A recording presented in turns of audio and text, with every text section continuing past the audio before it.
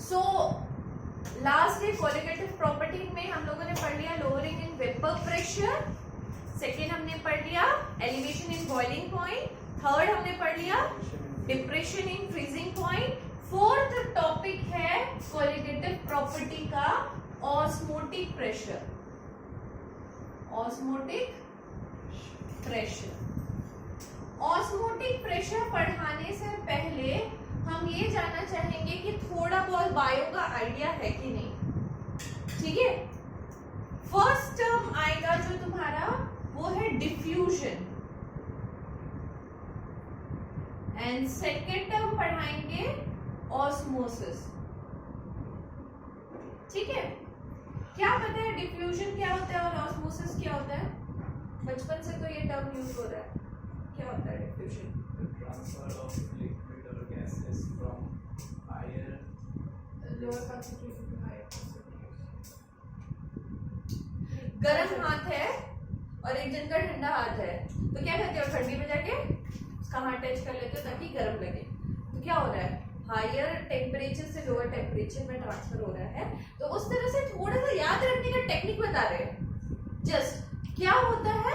Always diffusion होगा higher से higher concentration to lower concentration, right? Higher concentration to lower concentration, इसमें भी वही बात होगी, higher concentration to lower concentration.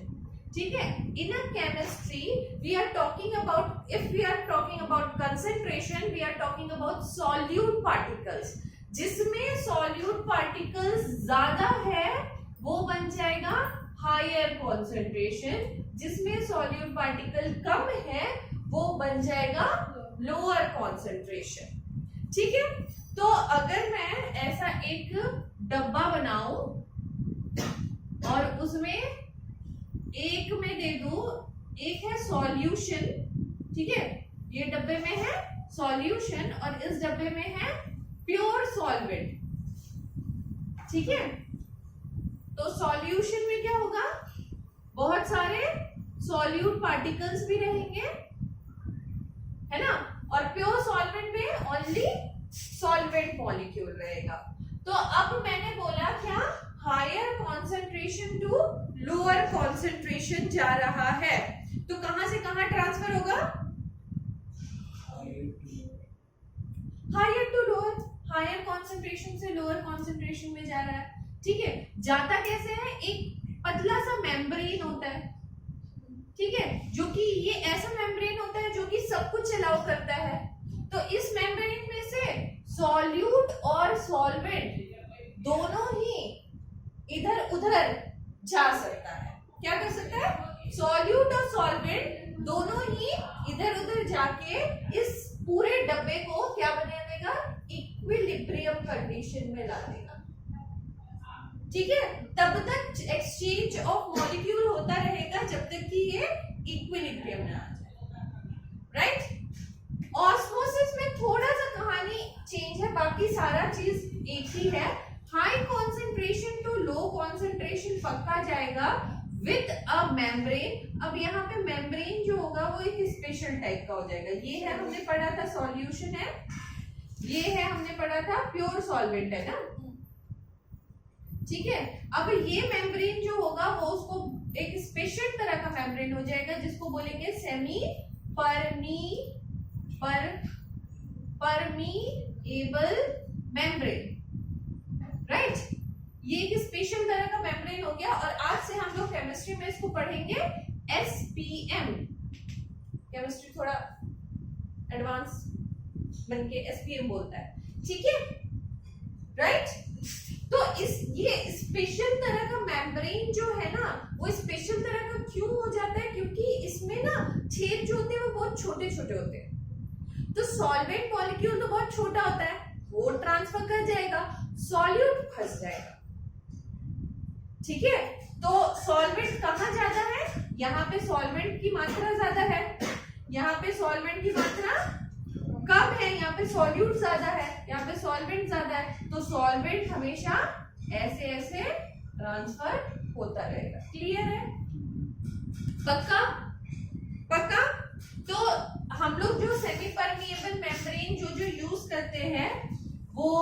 अगर एनिमल मेम्ब्रेन कोई यूज कर रहे हैं तो उसका नाम होता है, जो यूज करते हैं जनरली, वो होता है सेलोफेन। और कोई सिंथेटिक हम लोग जनरली जो यूज करते हैं वो है कॉपर फेरोसाइनाइड। ठीक है, दो एग्जांपल है सेमी परमेबल मेम्ब्रेन के जो जनरली यूज किया जाता है। ठीक है, तो ये कहानी थी ऑस्मोसिस और डिफ्यूजन की, जो कि आपके बुक में नहीं है, आपके कहीं सिलेबस में नहीं है, मगर जानना जरूरी है क्योंकि हम लोग अभी पढ़ने जा रहे हैं ऑस्मोटिक प्रेशर। दोनों में डिफरेंस क्लियर है? पक्का? इसमें क्या था, एक मेम्ब्रेन था जो सॉल्यूट और सॉल्वेंट दोनों को आर पार होने देगा, कब तक? जब तक कि इक्विलिब्रियम कंडीशन नहीं आ जाए। इसमें क्या हो गया है, एक स्पेशल तरह का मेम्ब्रेन लग गया है जिसको हम सेमी परमेबल बोलेंगे। वो छोटे छोटे मॉलिक्यूल को ट्रांसफर होने देगा, सॉल्यूट जैसे बड़े मॉलिक्यूल को ट्रांसफर नहीं होने देगा। दैट्स व्हाई सॉल्वेंट हमेशा मूव करता रहेगा, क्योंकि यहाँ पे सॉल्वेंट की मात्रा ज्यादा है, तो हायर कॉन्सेंट्रेशन से लोअर कॉन्सेंट्रेशन में मूवमेंट होता रहेगा। ठीक है, तो यहाँ पे सॉल्यूट ज्यादा है तो सॉल्यूट जनरली ट्रांसफर इस तरफ होता रहेगा। क्लियर? चलो आ जाओ ऑस्मोटिक प्रेशर में, मिटा लिया? ओके,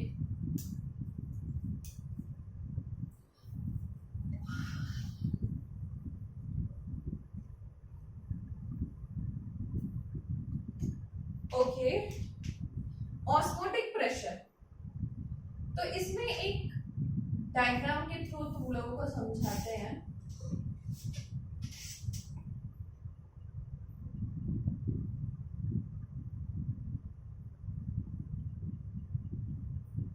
क्या बना रहे? डब्बा डब्बा डब्बा। ठीक है, कुछ ऐसा है, और यहाँ पे कहानी वही है, सॉल्यूट और सॉल्वेंट वाली। यहाँ पे है हमारा सॉल्यूशन, ठीक है, और यहाँ पे हमारा प्योर सॉल्वेंट। ठीक है, और लगा हुआ है क्या? SPM। ठीक है, तो SPM लगा है तो ऑब्वियसली सॉल्वेंट से जा रहा है सॉल्यूशन में। कहानी इतनी क्लियर है? ठीक है, अब देखो यहाँ पे प्रेशर क्या क्या लग रहा है। अगर ये खुला है डब्बा तो यहाँ पे एक प्रेशर लग रहा है जो एटमॉस्फेरिक प्रेशर है, यहाँ पे भी एक प्रेशर लग रहा है जो कि एटमॉस्फेरिक प्रेशर है। ये नॉर्मल कंडीशन है, मगर अब हम इसमें इंक्लूड कर रहे हैं ऑस्मोटिक प्रेशर। ठीक है, ऑस्मोटिक प्रेशर का मतलब हमने क्या किया, यहाँ पे एक पिस्टन लगा दिया और उससे प्रेशर मार रहे हैं। क्या होगा? क्या होगा? प्रेशर इंक्रीज होगा। प्रेशर इंक्रीज होने से क्या होगा? सोचो सोचो। Solution try to transfer. क्या होगा? जो सॉल्वेंट यहाँ पे आ रहा था वो सॉल्वेंट नहीं आ पाएगा, है ना? एक प्रेशर क्रिएट हो रहा है, ये नेचुरल प्रोसेस है ना, यहां से यहां सॉल्वेंट का यहां से यहां जाना। तो अब तुमने बाहर से एक प्रेशर लगाया जिसकी वजह से क्या हो रहा है, सॉल्वेंट जो यहां से यहां ट्रांसफर हो रहा था वो नहीं आ पाएगा। यही होगा। ठीक है, तो जो प्रेशर लगाया पिस्टन से उसको ले लेते हैं ऑस्मोटिक प्रेशर और उसको रिप्रेजेंट करेंगे आज से हम लोग पाई में। तो यहाँ पे प्रेशर क्या क्या लग रहा है, एटमॉस्फेरिक प्रेशर और पाई दोनों लग रहा है यहाँ पे, राइट? ठीक है, तो ऑस्मोटिक प्रेशर का डेफिनेशन अगर लिखना है तो लिख लो। ऑस्मोटिक प्रेशर क्या होगा, तुम लोग ही बताओ क्या है, बताओ ना। The net movement of solvent molecule from pure solvent to solution can be stopped by applying extra pressure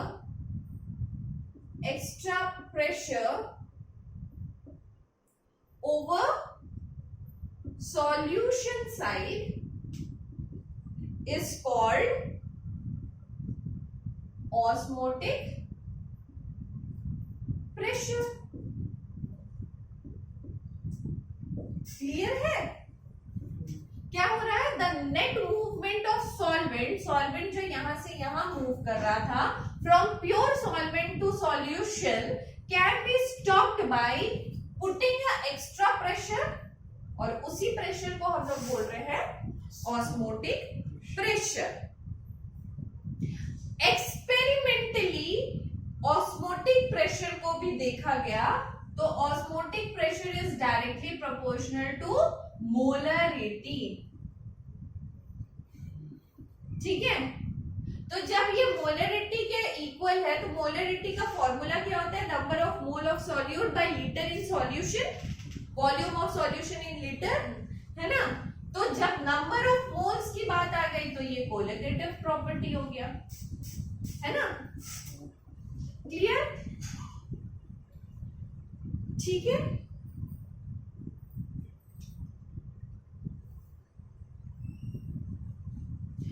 और एक्सपेरिमेंटली देखा गया कि ऑस्मोटिक प्रेशर जो है वो टेम्परेचर के साथ डायरेक्टली प्रोपोर्शनल है. मतलब टेम्परेचर जितना बढ़ेगा ऑस्मोटिक प्रेशर भी बढ़ेगा. ये सारी चीजें ना रिवील की गई है एक्सपेरिमेंट से. इसका कोई एक्सपेरिमेंटली है तो पक्का 100% करेक्ट है. ठीक है? तो ये इससे रिवील की गई है. और टेम्परेचर जो तुमको इसमें रखना है वो हमेशा ऑलवेज इन केल्विन होगा. ठीक है? केल्विन में रखना. तो अब इसको दोनों को एक साथ लिख देते हैं. तो पाई इक्वल टू, यहां पे हम लिख रहे हैं MRT. क्यों? मैंने प्रोपोर्शनलिटी का साइन हटा के एक R को इंक्लूड किया. ठीक है? What is R? पाई तो पता चल गया, osmotic pressure, M is molarity, T is absolute temperature. Absolute temperature क्यों बोल रहे हैं? क्योंकि ये केल्विन में है. ठीक है? What is R? R is solution constant. R is solution constant. और इस सॉल्यूशन कांस्टेंट को हम यही लेंगे, गैस कांस्टेंट वाला, 0.0821 एटमॉस्फेरिक पर मोल केल्विन. ठीक है? अच्छा, इससे ना ये कुछ नहीं है, ये गैस लॉ है. कैसे बताओ? कैसे बताओ? Pi is nothing but pressure. ठीक है? M is molarity. Molarity is number of mole by volume in litre. ठीक है? R T, तो PV is equal to nRT. ये तो पढ़ते आ गए थे ना गैस लॉ. तो मतलब गैस लॉ को लिक्विड लॉ बना दिया यहाँ पे, है ना? यही किया ना? क्लियर? पक्का क्लियर यहाँ तक भाषा मेरी? ओके. तो यहाँ पे ना चेंज कुछ करने देता है. जो जो चेंजेस हम बता दें कैसे कैलकुलेट करोगे. अगर 1 ATM को पास्कल में चेंज करना हो तो you can do 1.01 into 10 to the power 5 pascal. ठीक है? अगर न्यूटन पर मीटर स्क्वायर में चेंज करना हो तो 0.1 into 10 to the power 5 Newton पर मीटर स्क्वायर. बार में करना हो तो 1.01 बार. Hg में करना हो तो 760 mm Hg. टॉर में करना हो तो 760 टॉर. और एक चीज बता दे. ठीक है? इतना काफी है, इतना काफी. ठीक है? इतने ज्ञान से तुम्हारा कैलकुलेशन हो जाएगा. ठीक है? जो भी क्वेश्चन होंगे, जो भी न्यूमेरिकल होगा, इतने ज्ञान से कंप्लीट हो जाएगा.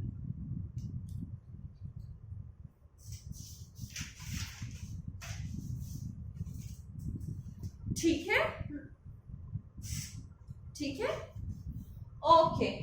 सो ऑस्मोटिक प्रेशर अगर क्लियर है तो इसके ऊपर क्वेश्चन किया जाए. फॉर्मूला यही है, pi is equal to MRT. मिटा रहे?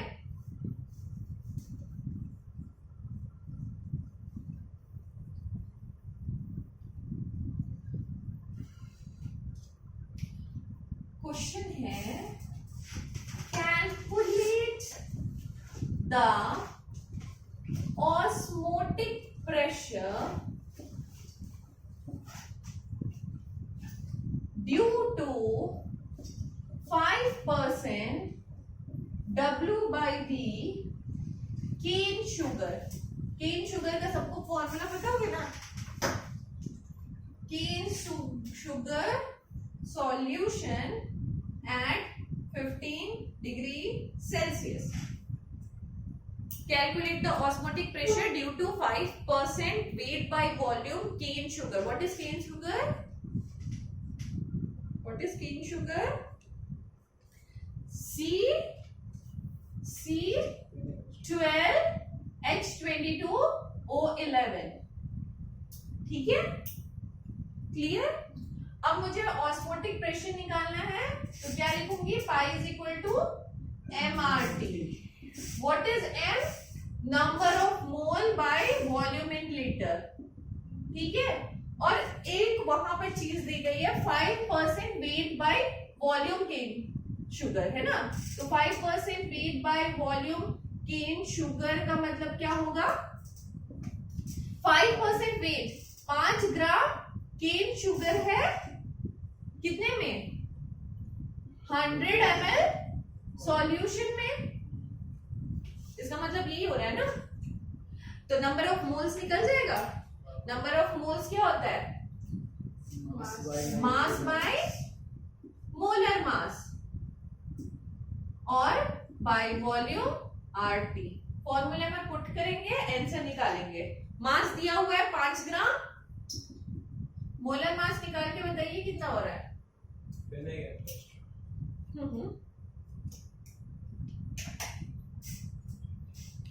मोलर मास निकाल के बताइए कितना हो रहा है?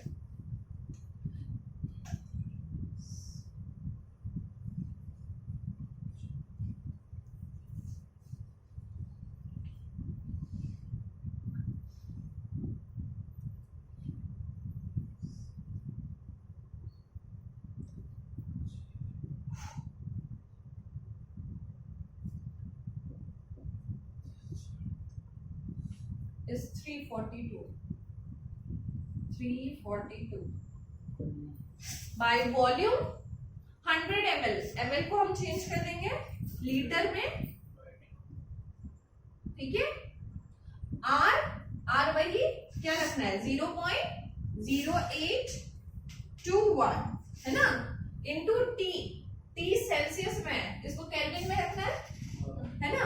तो 15 डिग्री सेल्सियस को केल्विन में चेंज करेंगे। 273 प्लस 15 डिग्री केल्विन, तो ये हो जाएगा 5 6 7 8 288 है ना?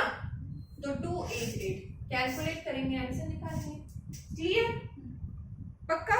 इसका अप्रोक्सीमेटेड कैलकुलेशन आएगा तुमको 3.4 के करीब आंसर आएगा। कैलकुलेशन तो छोड़ दे, क्लियर है ना? ओके, इतना नोट कर लो, फिर नेक्स्ट क्वेश्चन देते हैं। डन, तो मिटा लिए। नेक्स्ट क्वेश्चन, ठीक है?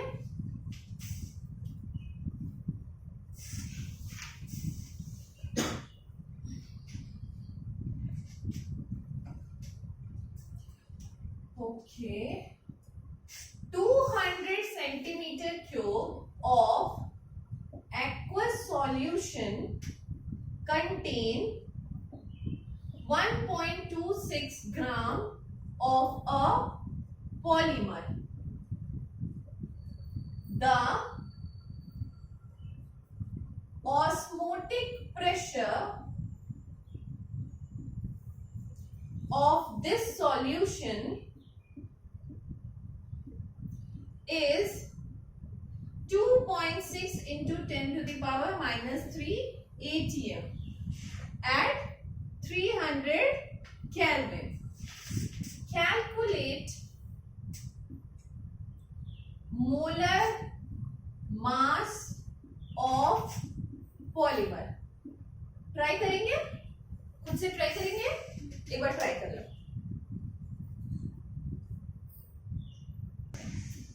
ओके, हो जाएगा, ये बन जाएगा, डायरेक्ट फॉर्मूला बेस्ड है। Pi is equal to MRT, pi का वैल्यू दिया हुआ है 2.6 इंटू 10⁻³ एंड क्या होगा, number of moles by volume in litre, RT number of moles क्या होगा, मास बाय मॉलिक्यूलर मास। मास कितना दिया हुआ है 1.26 ग्राम बाय मॉलिक्यूलर मास तो हमको निकालना ही है ना, मोलर मास हमको निकालना ही है। वॉल्यूम क्या दिया हुआ है 200 सेंटीमीटर क्यूब, तो लीटर में कर लेंगे इसको, इनटू आर का वैल्यू पुट करिए, और टेम्परेचर कितना 300 केल्विन दिया हुआ है, ठीक है। बाकी सारी चीजें तो आपको पता है, बस मोलर मास निकालना है। अप्रोक्सीमेटली आंसर आएगा 60,000 ग्राम पर मोल, ठीक है, अप्रोक्स आंसर। डन, समझ आ गया ऑस्मोटिक प्रेशर का क्वेश्चन, ठीक है। तो यहाँ पे एक क्वेश्चन और आता है, मतलब कुछ टर्म्स है, टर्म्स जान लो, उस पे थोड़ा सा कभी कभी क्वेश्चन दे देता है। सोने को पता होगा वो टर्म्स, क्या टर्म है, आइसोटोनिक, है ना, और क्या था, हाइपोटोनिक और हाइपरटोनिक, ठीक है। ये तीन तरह का सॉल्यूशन होता है, सॉल्यूशन के तीन टाइप्स है, एक है आइसोटोनिक, हाइपोटोनिक, हाइपरटोनिक, ठीक है। मान लो दो सॉल्यूशन है, दो का ऑस्मोटिक प्रेशर, एक का पाई1 है, एक का पाई2 है, ठीक है। If osmotic pressure is iso मतलब होता है सेम, तो अगर आइसोटोनिक सॉल्यूशन है तो मतलब पाई1 इज इक्वल टू पाई2, राइट। हाइपो का मतलब कोई एक कम है, मान लो क्वेश्चन में दिया है if first osmotic pressure is less than the other osmotic pressure, या is hypotonic than the other osmotic pressure, hypotonic use कर दिया तो पाई1 इज लेस देन पाई2, राइट।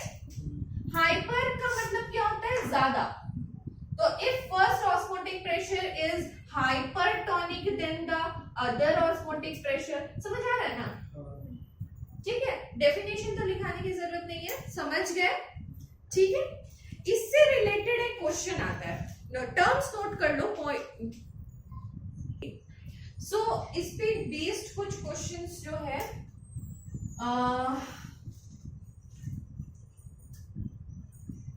क्या दिया हुआ है, a 5% weight by volume cane sugar पीछे नहीं छोड़ रहा है ना, cane sugar solution is isotonic with 0.877% urea solution if molar mass of cane sugar is 342, calculate molar mass of urea. यार ये तो ऐसा क्वेश्चन है जो हम मोलर मास के फॉर्मूला लगा के भी निकाल सकते हैं, है ना, बट बोल रहा है ऑस्मोटिक प्रेशर से कीजिए, चलिए ऑस्मोटिक प्रेशर से करेंगे इसको, हाँ ठीक है। तो बताओ कैसे करेंगे, 5 gram of sugar 5% weight by volume, है ना, तो 5 gram sugar cane present in 100 ml of solution. present in 100 ml of solution।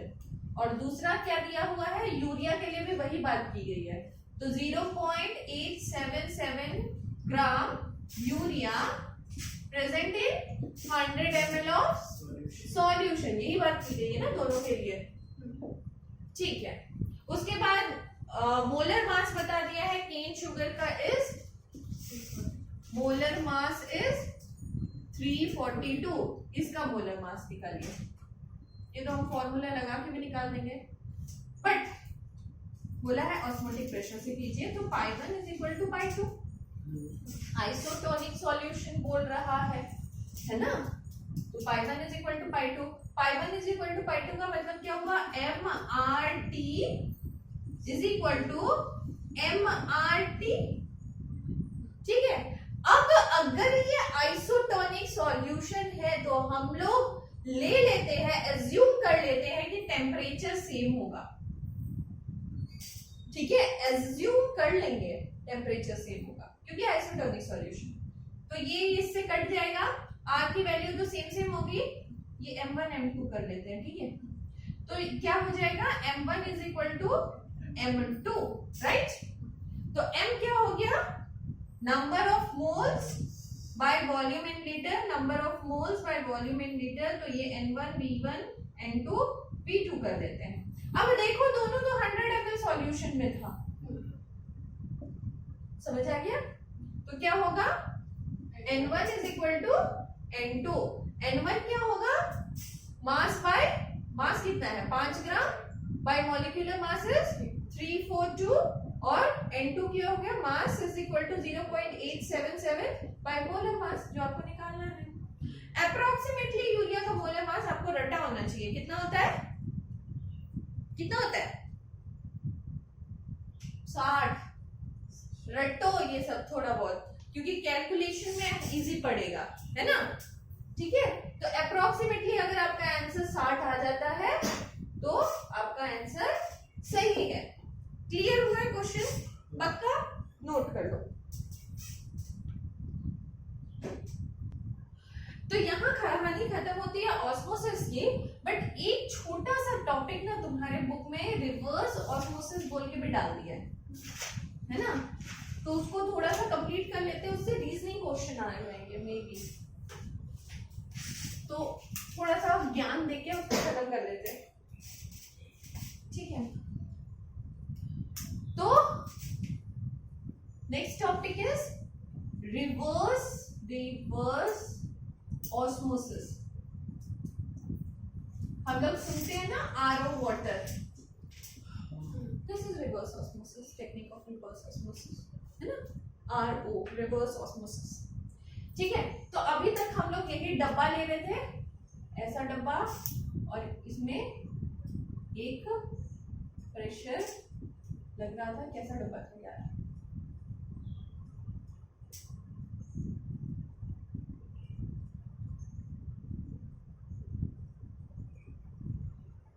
है ना, ये ले रहे थे सॉल्यूशन, ये ले रहे थे प्योर सॉल्वेंट, है ना। अच्छा, यहाँ पे तो हमने कुछ किया था, क्या किया था, इस डब्बे को बंद किया था, ओपन कर दिया। वही हम सोच रहे सभी, पर ये भी मेम्ब्रेन कहाँ लगा है, सॉल्वेंट। ओके, तो यहाँ पे SPM लगा हुआ है, ठीक है। और यहाँ पे हम लोग लगा रहे थे अभी तक क्या, PATM plus pipe osmotic pressure, और यहाँ पे क्या लग रहा था, ओनली PATM, राइट। ओके, चलो, तो अब हम बोल रहे हैं रिवर्स ऑस्मोसिस करेंगे, मतलब कुछ उल्टा करेंगे, ऑस्मोसिस का उल्टा करेंगे। ऑस्मोसिस क्या हो रहा था, जब हम एक्स्ट्रा प्रेशर दे रहे थे तो यहाँ पे सॉल्वेंट आना बंद हो गया, है ना। सोचो, और एक्स्ट्रा प्रेशर देंगे तो क्या होगा, और एक्स्ट्रा प्रेशर, सॉल्यूशन नहीं जाएगा, अगेन सॉल्वेंट यहाँ पे मूव करना शुरू कर देगा। रिवर्स हो रहा है, सॉल्वेंट पहले यहां से यहां जा रहा था, अब रिवर्स होके सॉल्वेंट यहां से वहां मूव करने लगेगा। और यही टेक्निक यूज होती है फॉर प्यूरिफिकेशन ऑफ वाटर। जैसे हम लोग जो ड्रिंकिंग वाटर यूज करते हैं ना, ठीक है, उसको मान लो सी वाटर हमने लिया है, ठीक है, तो इस टैंकर में मैंने क्या डाल दिया, सी वाटर, और यहाँ पे प्योर सॉल्वेंट। नॉर्मली होगा तो प्योर सॉल्वेंट जाता रहेगा, और मैंने अगर ऑस्मोटिक प्रेशर से भी ज्यादा प्रेशर दे दिया तो सॉल्ट वगैरह तो यहीं पर रह जाएंगे, बट जो वाटर होगा, जो सॉल्वेंट होगा, वो मूव कर जाएगा, करेगा ना। तो इस तरह से सी वाटर से भी हम ड्रिंकिंग वाटर बना सकते हैं, राइट। क्लियर है। तो रिवर्स ऑस्मोसिस में थोड़ा बहुत कभी कभी पूछ लेगा, बच्चे वाला क्वेश्चन अगर देने का मन किया तो टीचर को, बच्चे वाला नहीं है, इंपॉर्टेंट है यार, हाँ, तो मन किया तो टीचर को वो दे सकता है कि how we can produce drinking water from sea water. Understood? कहानी क्लियर है? थ्योरी लिख दोगे? ओके, चलो, तो यहाँ खत्म हो जाता है कोलिगेटिव प्रॉपर्टी, जो चारों हमने पढ़ ली, ठीक है। तो colligative property is the property which is depend upon the number of solute particles, not the nature, nature of solute particle, right. तो अब आ जाते हैं हम लोग वेंट हॉफ पे।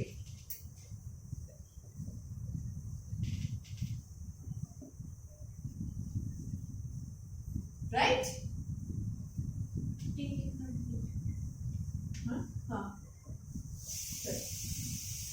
आ जाते हैं वेंट हॉफ फैक्टर।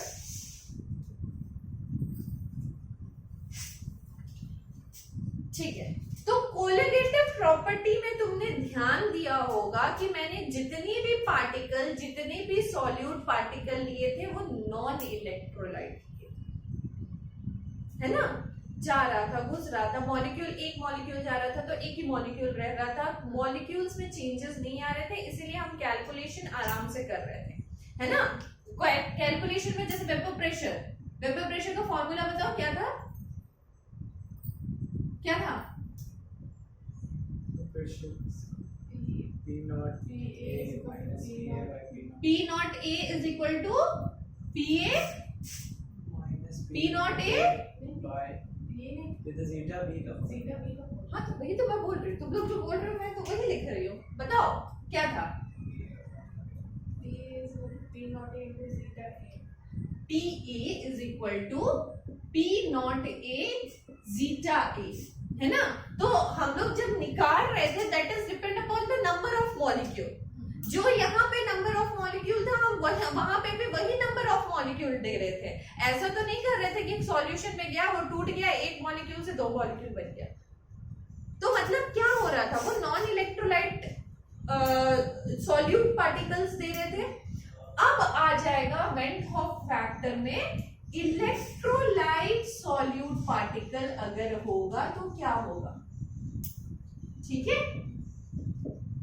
तो हमारी कैलकुलेशन यहां पे गड़बड़ा जाएगी, क्योंकि अगर फॉर एग्जांपल हमने NaCl के साथ ये कहानी की होती, तो NaCl तो सॉल्यूशन में जाके मान लो सपोज 100% डिसोसिएशन हो रहा है, ठीक है। तो NaCl क्या होता है, Na+ और Cl- पे डिसोशिएट कर जाता। हमने दिया 1 मॉलिक्यूल और यहाँ पे निकल गया 2 मॉलिक्यूल, कहानी तो वहां गड़बड़ा जाती, क्योंकि colligative properties depend upon the number of molecules not the nature of molecule, है ना। तो अब कहानी आ जाती है इलेक्ट्रोलाइटिक सॉल्यूशन, ठीक है, ठीक है। तो यहाँ पे जो हम ऑब्जर्व करेंगे, हम लोग जब क्वेश्चन बनाएंगे, ठीक है, ऑब्जर्वेशन जो होगा उसका आंसर डिफरेंट होगा कैलकुलेटेड वन। मतलब जो तुम तो बोलोगे मैंने एक मॉलिक्यूल दिया, यहाँ पर तो एक ही मॉलिक्यूल होना चाहिए, ऐसा तो नहीं हुआ, ये तो एक्सपेरिमेंटली अलग हो गया, है ना। तो हम बोल सकते हैं कि जो ऑब्जर्व्ड कोलिगेटिव प्रॉपर्टी होगा is differ from calculated one.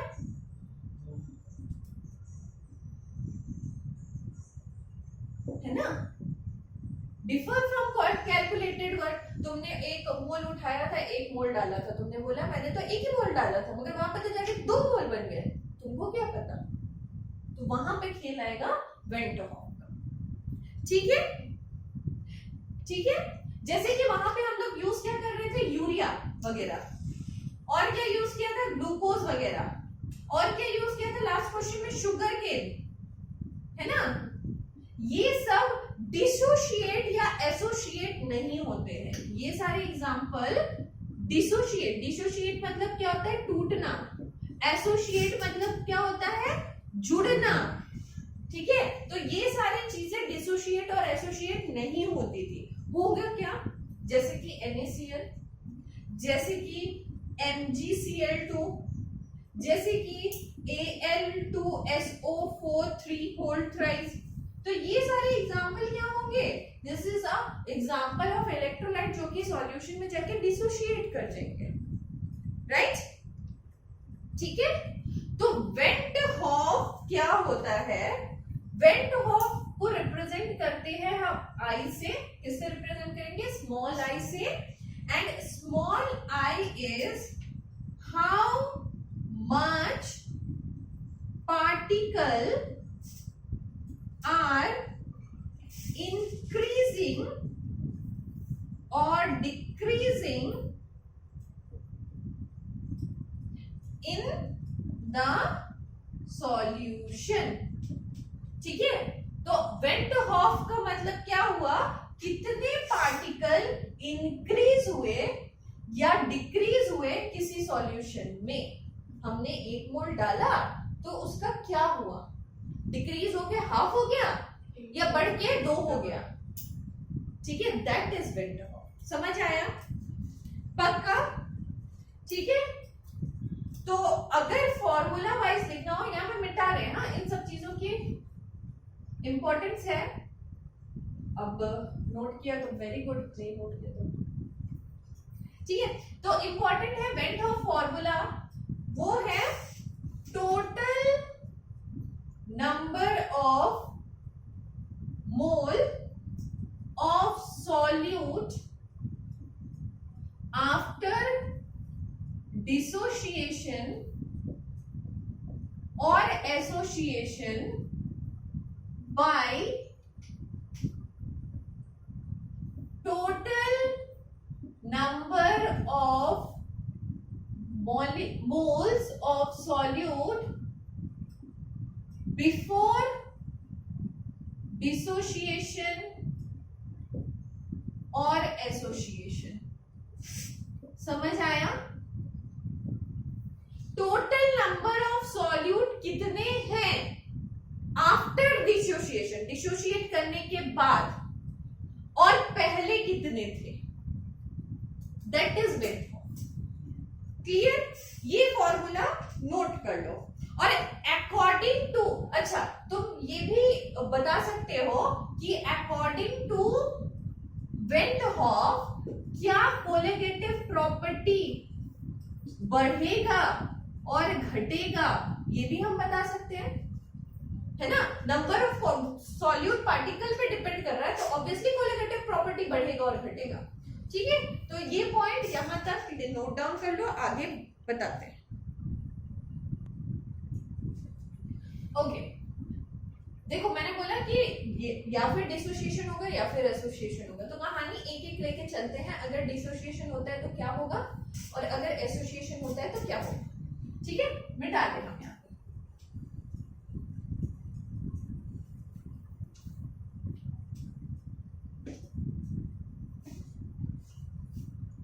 ठीक, तो फर्स्ट हम लेते हैं डिसोसिएशन होगा तो क्या होगा।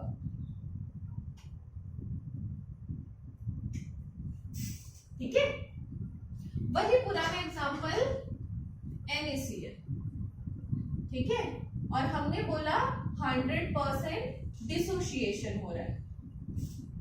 ठीक है, हालांकि 100% डिसोसिएशन होता नहीं है, but if 100% dissociation is there तो क्या होगा? हमारा निकलेगा Na+ और Cl-। और ये सब एक्वस सॉल्यूशन है, ये हम नहीं बता रहे अभी, मतलब बता दे रहे अभी, बाद में नहीं लिखेंगे। ठीक है, बार बार लिखना थोड़ा टफ हो जाता है। एक्वस सॉल्यूशन आप समझ लेना। ठीक है, ओके, तो इसका आई क्या होगा? हमने लिखा था टोटल नंबर ऑफ मॉलिक्यूल कितने डिसोशिएट करने के बाद है, तो डिसोशिएट करने के बाद 1 2 नंबर ऑफ मॉलिक्यूल है। डिसोशिएट करने से पहले कितने थे? 1 मॉलिक्यूल था, इसका वेंट ऑफ क्या हो जाएगा? 2। क्लियर? ठीक है, एग्जांपल, अगर नेक्स्ट एग्जांपल हमने क्या दिया था? MgCl2, है ना? तो क्या हो जाएगा? Mg2+ + 2Cl-, ऐसे डिसोशिएट करेगा ना। ठीक है, तो वेंट ऑफ फैक्टर क्या हो जाएगा? यहाँ पे 1 2 3 मॉलिक्यूल डिसोशिएट के बाद, पहले कितना था? 1, तो ये क्या हो जाएगा? 3।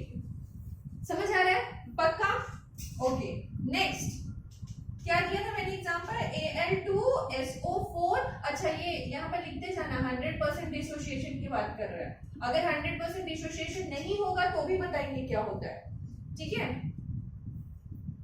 100% डिसोसिएशन हुआ तो क्या होगा, 2Al3 प्लस 3SO4 2 माइनस, तो I क्या हो जाएगा, 2 प्लस 3 5 बाई 1 5, ठीक है। एक और एग्जांपल देते हैं, K4FeCN6, this is a complex compound, complex coordinate compound. ये तुम्हारा अभी चैप्टर आएगा 12th में, क्लास 12th में चैप्टर है, ठीक है। ये जब डिसोशिएट होता है तो ये 100% डिसोसिएशन कभी नहीं होता है, फिर भी अगर हो फॉर एग्जांपल तो होगा 4K प्लस FeCN6 माइनस 4, ठीक है। तो इसका I बताओ क्या होगा, 4 प्लस 1 5, एक मॉलिक्यूल था 1 5, समझ आ रहा है, क्लियर हो रहा है, पक्का। तो हमने यहां से थोड़ा सा कंक्लूड करके निकाला कि I जो हो रहा है ऑलवेज ग्रेटर देन 1 हो रहा है, देखो ऑलवेज ग्रेटर देन 1 हो रहा है ना। और अगर I बढ़ेगा तो कोलिगेटिव प्रॉपर्टी भी तो बढ़ेगा, है ना, क्योंकि colligative properties is depend upon the number of molecule. अगर नंबर ऑफ मॉलिक्यूल बढ़ रहा है तो उसका कोलिगेटिव प्रॉपर्टी भी तो बढ़ेगा, राइट, अंडरस्टूड, ठीक है।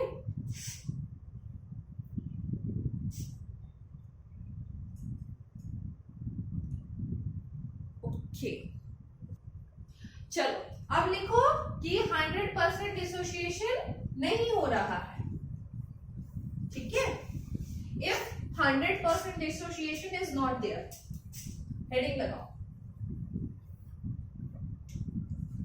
नो 100% डिसोसिएशन, ठीक है।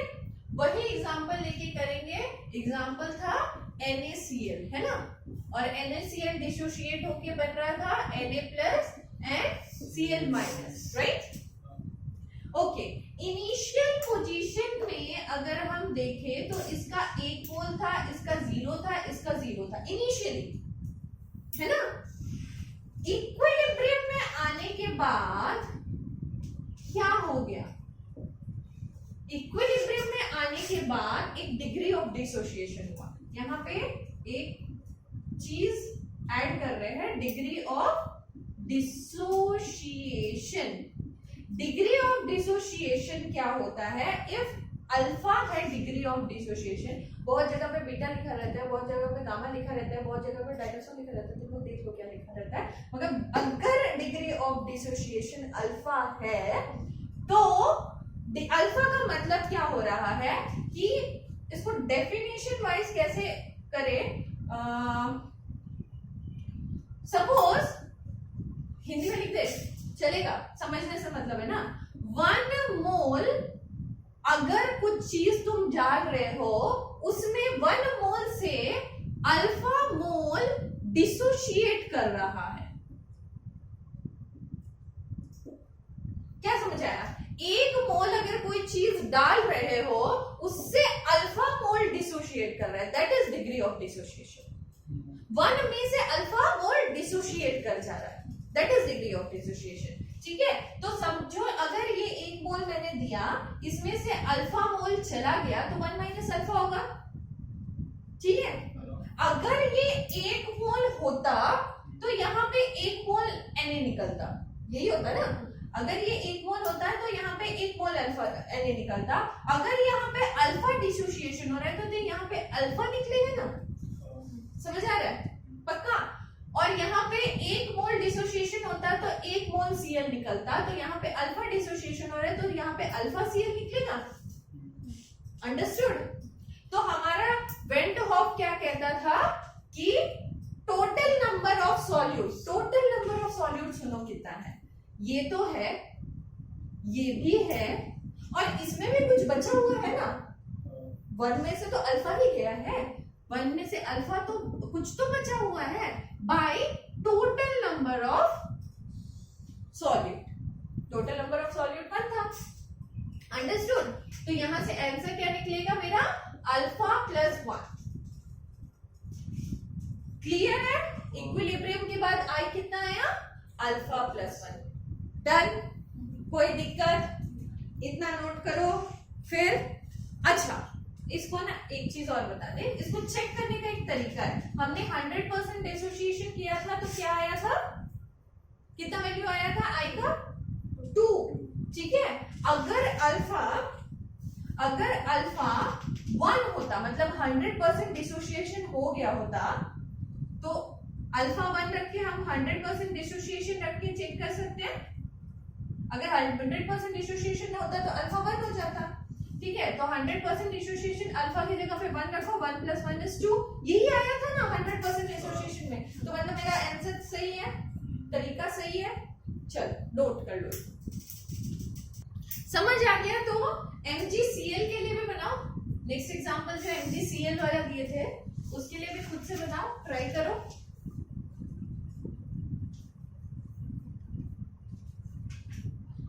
MgCl डिसोशिएट किया 100% नहीं, तो Mg2 + 2Cl-, ऐसे ही डिसोशिएट कर रहा था।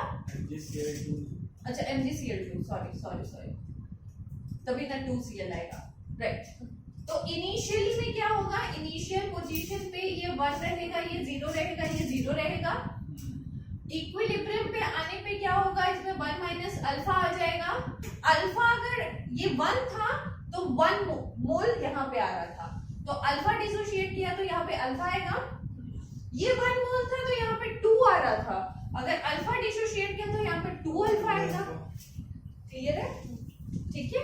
तो आई क्या हो गया, अल्फा प्लस 2 अल्फा, और इसमें भी से भी तो कुछ बचा है, तो 1 - अल्फा बाय 1, ठीक है। तो ये हो गया 2 + 2 alpha plus 1 is the answer. Done.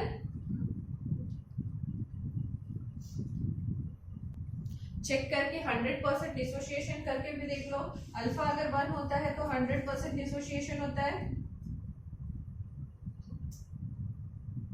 ठीक है। 100% डिसोसिएशन का मतलब अल्फा की जगह पे 1 रख के देख लो, 3, यही आया था क्या 100% डिसोसिएशन में? बस आंसर सही है मेरा। डन। चलो ये हो गया है, तो K4 वाला भी करो। K4 FeCN6 करके बताओ, हम नहीं कर रहे। K4 FeCN6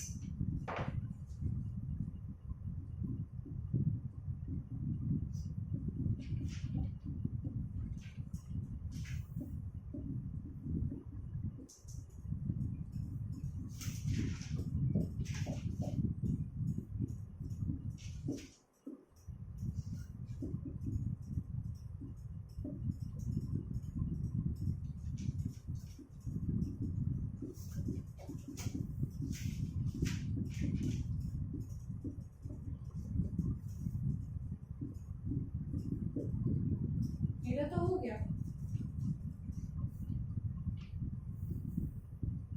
मेरा तो हो गया। अल्फा अगर 1 होता है मतलब 100% डिसोसिएशन है, तो ये 4 + 1 = 5। आंसर मेरा सही है।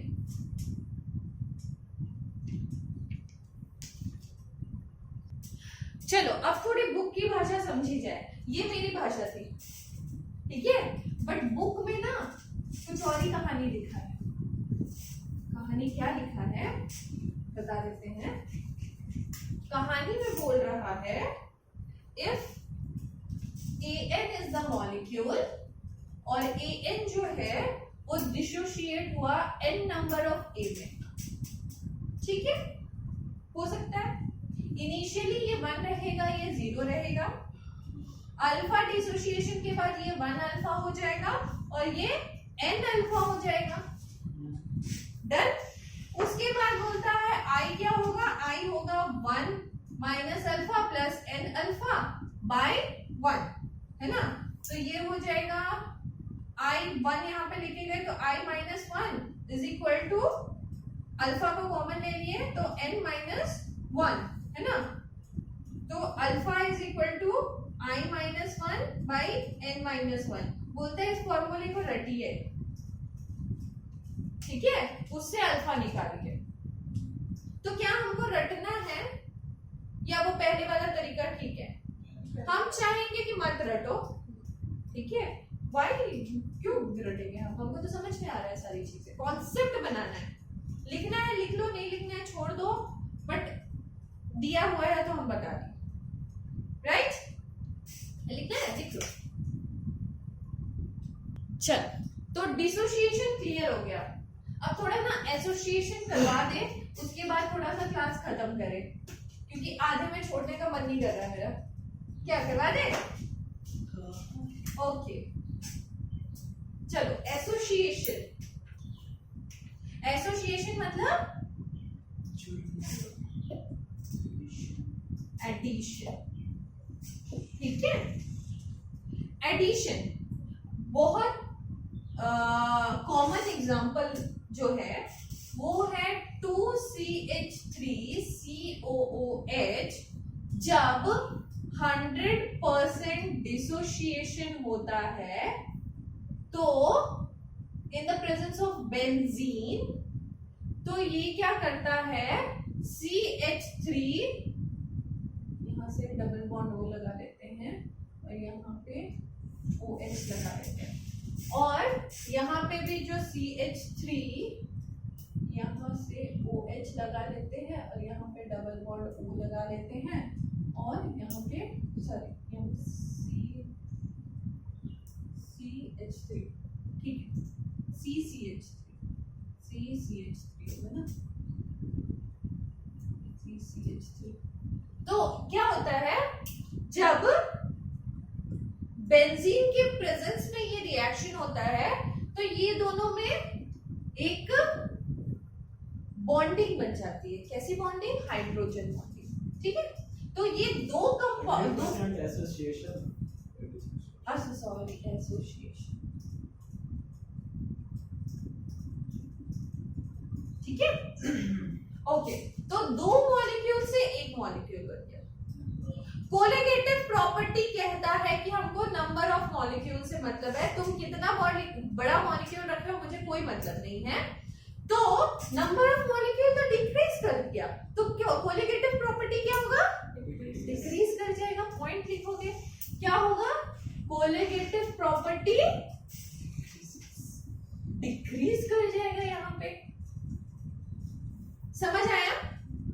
ठीक है, ओके। तो यहाँ पे आई निकालो, क्या होगा?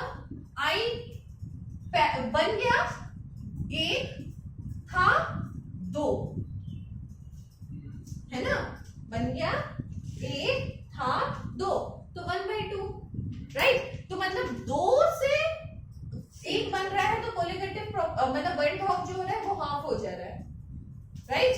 तो यहाँ पे जनरली तुम आई का वैल्यू ना लेस देन 1 देखोगे, हाफ मतलब लेस देन 1, आई का वैल्यू लेस देन 1 देखोगे, इसीलिए कोलिगेटिव प्रॉपर्टी भी डिक्रीज कर जाती है, राइट। नेक्स्ट एक बहुत कॉमन एग्जांपल है 2C6H5COOH in the presence of benzene। Again 100% association हो रहा है in the presence of benzene, तो बताओ क्या होगा? सेम चीज होगी, है ना।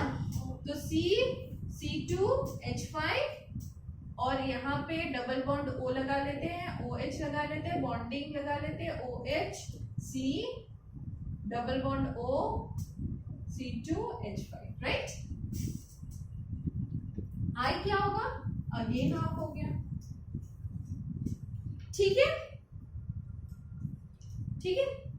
तो कहते हैं कि कार्बोक्सिलिक एसिड जब बेंजीन के प्रेजेंस में रिएक्शन करता है तो एक डाइमराइजेशन बना देता है। What is dimerisation? पॉलीमराइजेशन मतलब पॉली चेन, डाई मतलब दो को जोड़ देता है, ठीक है, that is dimerisation. Understood? Carboxylic acid जब बेंजीन के साथ रिएक्ट करता है तो डाइमराइजेशन कर देता है। तो ठीक है, डाइमराइजेशन क्या किया, मतलब दो मॉलिक्यूल को मिला के एक कर दिया, right. This is the example of association, note कर लो। चलो एक चीज और है वो दिखा देते हैं कि ट्राइमराइजेशन क्या होता है, टेट्रामराइजेशन क्या होता है, वो सारी चीजें भी यहाँ पे आएगी 100% एसोसिएशन में। क्या है, ट्राइमर बना रहा है अगर, ठीक है, तो 3 मॉलिक्यूल ऑफ ए लिया और यहां से A3 बन गया, ठीक है, 3 मॉलिक्यूल लिया उसका 1/3 हो गया, है ना, तो I क्या हो जाएगा, दैट इज 1 मॉलिक्यूल बन गया, कितना था 3, तो 1/3 हो गया, ठीक है। This is trimerisation. टेट्रा कैसे होगा, अगर 4 मॉलिक्यूल्स हो गए तो वो A4 ऐसे बन जाएगा, तो इसके कितने मॉलिक्यूल हुए 1 और बाई 4, क्लियर है, ठीक है। तो डिग्री ऑफ डिसोसिएशन उसमें था, यहां पे क्या होगा, degree of association. Degree of association भी कैसे होगा, अल्फा, ठीक है। अब इस अल्फा को कैसे समझेंगे कि 1 मोल अगर हम डाल रहे हैं तो उसमें से कितना जुड़ जा रहा है ना, कितना मोल्स अल्फा मोल एसोसिएट कर जा रहे हैं। ये कब आएगा, जब एसोसिएशन नहीं आएगा, तब आ जाएगा degree of association, right. Start करें degree of association without 100% association, चलो मिटा ले, ओके। सो नेक्स्ट हेडिंग लगाओ, अगर 100% एसोसिएशन नहीं हुआ तो, 100% एसोसिएशन नहीं हो रहा है, in the absence of 100% association, okay, with the same example,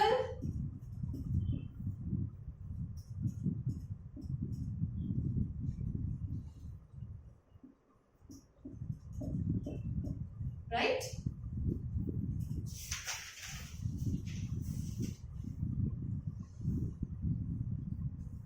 ठीक है, बताएं, स्टार्ट करें। इनिशियल पोजीशन में कैसे था, अच्छा यहाँ पे बहुत बच्चे 2 लेके स्टार्ट करते हैं क्योंकि 2 मॉलिक्यूल है, हम एक से ही सिखाएंगे अभी, मतलब थोड़ा सब्र करना, सीख जाओगे, ठीक है।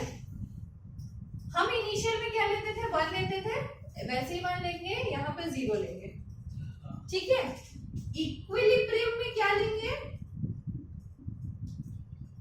क्या हुआ, डिसोसिएशन, सॉरी एसोसिएशन कितना हुआ, अल्फा का एसोसिएशन हुआ, ठीक है। अब यहां पे ध्यान से देखना, 2 था तो 1 हो गया, 2 था तो 1 हो गया, मतलब आधा हो गया, अल्फा हुआ एसोसिएट, तो यहां जाके क्या होगा, अल्फा का आधा नहीं हो जाएगा, समझ आया कॉन्सेप्ट, समझ आ रहा है, 2 था तो 1 हो गया, मतलब आधा हो गया, तो यहाँ पे हम बोल रहे हैं अल्फा एसोसिएट किया तो रिजल्ट में क्या होगा, मेरा अल्फा का आधा होगा ना, अंडरस्टूड, यही गेम था।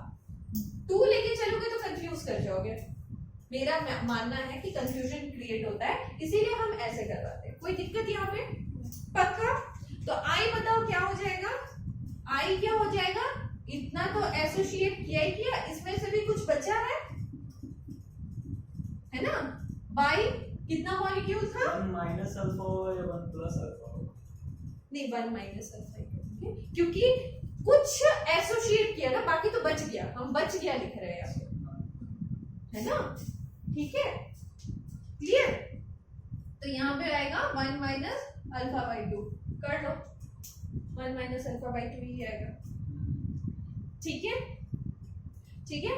अगर 100% अल्फा को 1 रखते और 100% एसोसिएशन कराते, देखो अल्फा को 1 रख के देखो, हाफ यही आ रहा था क्या इसमें, तो सही है, डन, क्लियर है, ओके, कर लो नोट। अच्छा आ जाओ, सेकेंड वाला खुद से बना लेना, ट्राइमराइजेशन वाला एक दिखा देते हैं, फिर टेट्रा वाला खुद से बना लोगे, है ना। ट्राइमर दिखा देते हैं। अगर ट्राइमराइजेशन हो रहा है कहीं, तो ट्राइमर में 3x था और यहाँ जाके x3 ऐसा कुछ बन गया था, ठीक है। तो इनिशियल में क्या रहेगा, हमने बोला 1 ही लेंगे, हम जिद्दी है थोड़े, 1 लेंगे। तो हमने देखा था अगर 3 था तो 1/3 हो गया था, 3 हो गया था, है ना। यहाँ पे 3 है तो इसको 1/3 हो गया। तो यहाँ पे अगर 1 माइनस अल्फा होगा तो अल्फा/3 हो जाएगा। तो आई क्या हो जाएगा, अल्फा/3 plus 1 minus alpha by total कितना था 1। तो यहाँ पे आंसर आ जाएगा 1 माइनस 2 अल्फा बाई 2 अल्फा/3, ऐसा कुछ आंसर आ जाएगा। ठीक है, करके देख लो, वही आंसर आएगा। ठीक है, अगर 100% डिसोसिएशन रहा, 100% एसोसिएशन रहा तो अल्फा का वैल्यू हो जाएगा 1 पुट करके देख लो, 2/3 तो ये हो जाता है 1/3। ये था ना, बस खुश, समझ आया, पक्का। ओके, इसके बाद अगेन वो एनसीईआरटी बुक और अदर बुक्स जो बोलते हैं लर्न करने के लिए, हम थोड़ा लर्निंग प्रोसेस को अवॉइड करके सिखाया जो सिखाया। ठीक है, तो जनरली जो तुम्हारे बुक में या नॉर्मल बुक में दिखेगा तुमको, दैट इज an, ये बना देगा an, ये इनिशियल में रहेगा 1, ये 0 रहेगा। फिर यहाँ पे अगर अल्फा डिसोसिएशन हो रहा है तो यहाँ पे 1/n हो जा रहा है ना, है ना। तो ये हो जाएगा अल्फा/n। तो आई क्या लिखेंगे, अल्फा/n प्लस 1 माइनस अल्फा बाय 1, ऐसे ही लिखेंगे। ठीक है, इसको सॉल्व करेंगे तो आएगा हमारा अल्फा 1/n, कॉमन ले लिया अल्फा, ठीक है, माइनस 1, अल्फा को कॉमन ले लिया मैंने बस। ठीक है, ओके ओके, एक मिनट सॉरी, अल्फा को कॉमन नहीं लिया अभी ये 1 को यहाँ लेके गए। ठीक है, ये i माइनस 1 हो गया और इसको इस इधर क्या बचा, अल्फा n माइनस अल्फा, ऐसे कुछ बचा। i minus 1 is equal to alpha, अब कॉमन लो, 1/n माइनस 1 हो जाएगा और 1/i minus i is 1/n minus 1। ठीक है, दिस इज अल्फा, ये निकाला जाता है और ये बोला जाता है लर्न कीजिए और इसमें पुट कीजिए और फिर वैल्यू निकालिए। फिर n कौन ढूंढने जाएगा यार, n क्यों ढूंढने जाएंगे जब सिंपल प्रोसेस हमको आता है। तो अगर if you want you can learn it, otherwise हम अवॉइड करें। ठीक है, तो यहाँ थ्योरी थोड़ी बहुत खत्म होती है वेंट हॉफ की। न्यूमेरिकल प्रॉब्लम एक क्लास और दो मुझे प्लीज, न्यूमेरिकल खत्म कर देंगे और चैप्टर खत्म हो जाएगा फिर। ठीक है, चलो।